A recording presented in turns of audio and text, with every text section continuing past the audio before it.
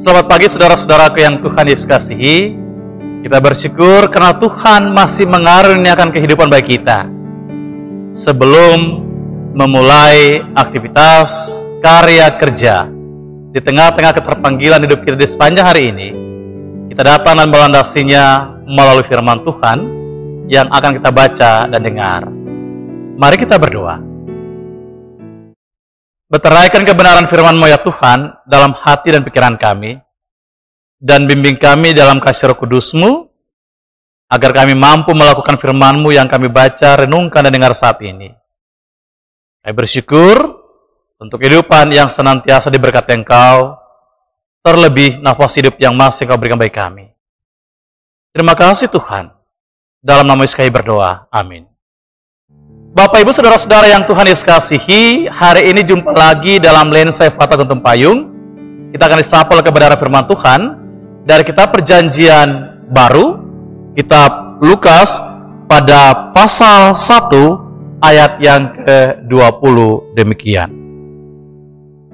Sesungguhnya engkau akan menjadi bisu dan tidak dapat berkata-kata sampai kepada hari di mana semua ini terjadi.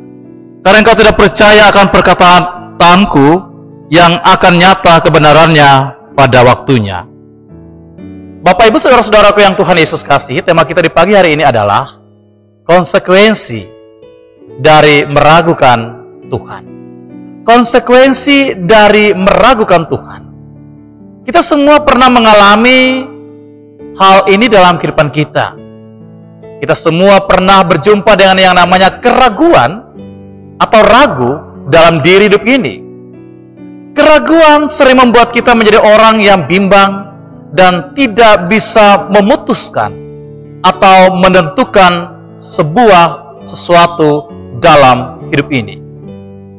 Keraguan itu jugalah yang dialami oleh Zakaria dan Elizabeth ketika mereka berada dalam usia yang lanjut. Ketika usia mereka sudah lanjut, kemudian mereka pada saat itu juga belum dikaruniai keturunan. Dalam ayat yang ke-18 hingga ayat yang ke-20, kita bisa lihat saudara-saudara bahwa ketika Zakaria diberi tugas sebagai seorang imam untuk masuk ke bait suci dan membakar ukupan. Pada saat Zakaria masuk dan melaksanakan tugasnya, nampaklah seorang malaikat Tuhan di sebelah kanan mezbah pembakaran ukupan dan berkata, "Jangan takut, sebab doamu telah dikabulkan. Dan Elizabeth istrimu akan melahirkan seorang anak laki-laki bagimu, dan namailah anak itu Yohanes." Tapi sepertinya saudara-saudara, Zakaria yang sudah lanjut usia menjadi ragu. Dia pun berkata, "Bagaimana aku tahu bahwa hal ini akan terjadi?" Malaikat Tuhan berkata kepada Zakaria, "Aku diutus untuk menyampaikan kabar baik ini kepadamu." Saudaraku yang Tuhan Yesus kasihi, dalam Lukas 1 ayat yang ke-37, firman Tuhan berkata, "Sebab bagi Allah tidak ada yang mustahil." Sebab bagi Allah tidak ada yang mustahil. Apa yang tidak mungkin bagi manusia, itu mungkin bagi Tuhan. Apa yang tidak bisa bagi manusia, itu bisa bagi Tuhan.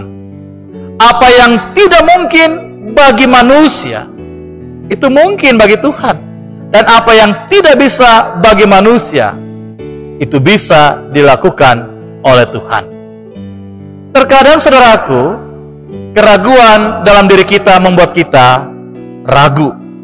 Terlebih, membuat kita tidak percaya pada Tuhan. Keraguan terkadang juga meruntuhkan iman percaya dan pengharapan kita pada Tuhan yang senantiasa menyertai hidup kita. Kita lupa saudaraku bahwa kita punya Tuhan yang mengerti, merasakan apa yang ada di dalam hati dan hidup bahkan pikiran kita. Kita lupa bahwa Tuhan itu mengerti apa yang kita alami dan rasakan. Tuhan tahu apa yang kita alami dan rasakan dalam hidup ini. Tuhan tahu apa itu masalahmu. Tuhan tahu apa itu pergumulan saudara-saudara dan saya. Tuhan tahu apa itu segala pengharapan kita padanya. Dia tahu apa yang kita butuhkan dalam hidup ini. Karena itu saudara-saudaraku yang Tuhan Yesus kasih, jangan pernah engkau meragukan Dia. Tuhan yang mengasihimu. Lepaskanlah keraguan itu dari hidupmu. Lepaskanlah keraguan itu dari hatimu, pikiranmu, keluargamu, dari hidup kita semua. Karena Tuhan mengasihimu. Tuhan mengasihi saudara dan saya. Tuhan mengasihi kita.